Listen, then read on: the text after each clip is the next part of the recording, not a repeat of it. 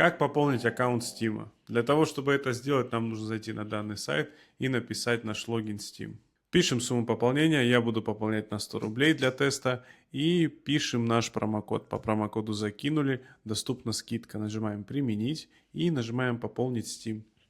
Нас перевело на оплату, мы можем оплатить с помощью банковской карты или с помощью системы быстрых платежей. Я буду оплачивать с помощью СБП, нажимаем «Оплатить СБП». Берем наш смартфон, сканируем QR, оплачиваем и ждем несколько минут. Через несколько минут мы увидим такое сообщение. Средства зачислены, обновление баланса Steam может занять до 1 минуты.